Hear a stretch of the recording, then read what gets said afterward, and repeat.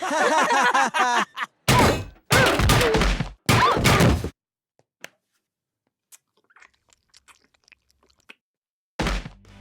to WatchMojo's Cartoon Countdown, and today we're counting down our picks for the top 10 worst things that Meg Griffin from Family Guy has done.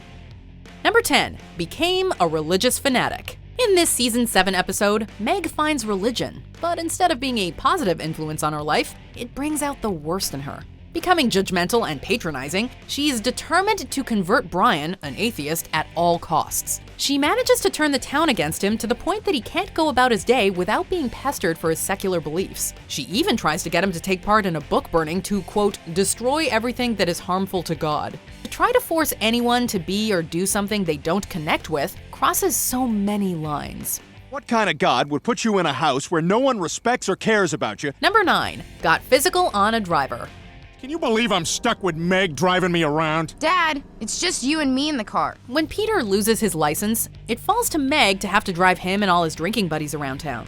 With her inebriated father and the guys tormenting her in the back seat with their childish antics, Meg understandably grows increasingly frustrated. She redirects her anger in the worst way possible.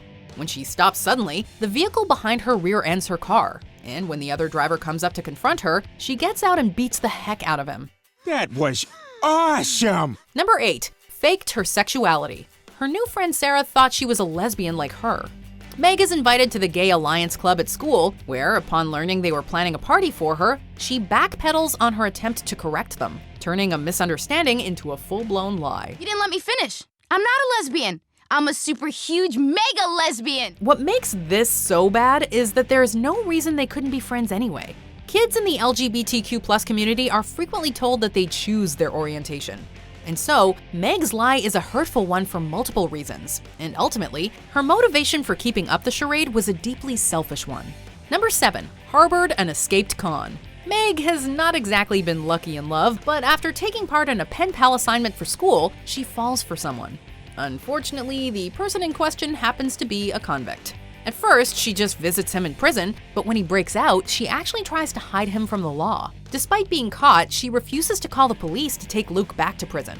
It's a crime with serious consequences, which is something she found out the hard way. You're under arrest for harboring an escaped convict. Oh, well, that's only fair because after all, I did hide him from the— What? Number 6, got aggressive at home and school. Having been thrown in the slammer after getting caught for harboring her fugitive boyfriend, Meg returns home with a new edge to her. I'm home. You're all my bitches now. Hardened from prison, Meg quickly establishes herself as the new head of the household. Continuously dishing out violence or threats of violence, she keeps her family in terror and the kids at school on eggshells. From smashing teeth to destruction of property to implied assaults, this is not the old Meg. Prison can be rough, and yes, it can change people, but this is extreme, and even she knows it. Number 5, planned to disastrously trick Chris. With a new kid in town, Meg finds herself nursing a crush. But when she finds out that Ken is gay, and more interested in her brother Chris than her, she is devastated. Rather than just move on, Meg tries to convince Chris that he has to sleep with Ken and then tell her what it's like. But it gets worse. Chris refuses, so she takes her plans a step further.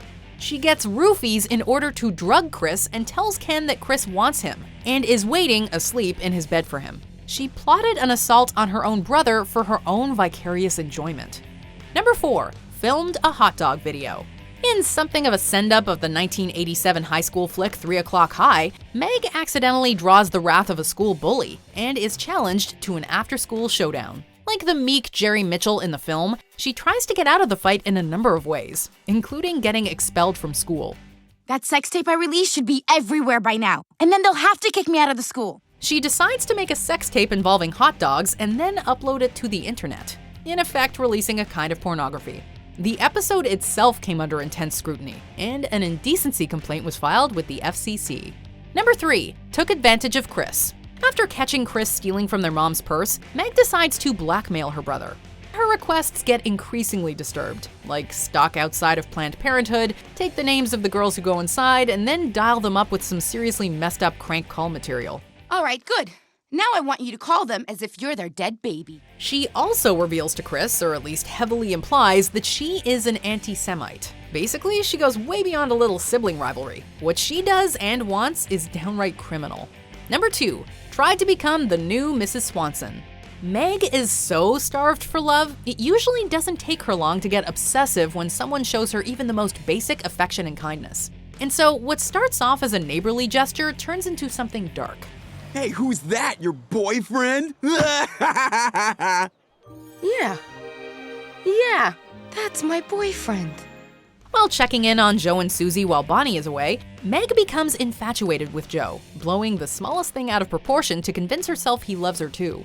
To keep Joe's wife away longer, she plants a gun in Bonnie's luggage and gets her arrested at the airport. And later that night inserts herself into the Swanson family life by breastfeeding Susie in public. Meg is beyond inappropriate. Number 1, obsessively went after Brian. Hi, honey. What? I was thinking about our kiss last night. I never knew how flat and wide your tongue was. When no one will take her to the dance, Brian steps up.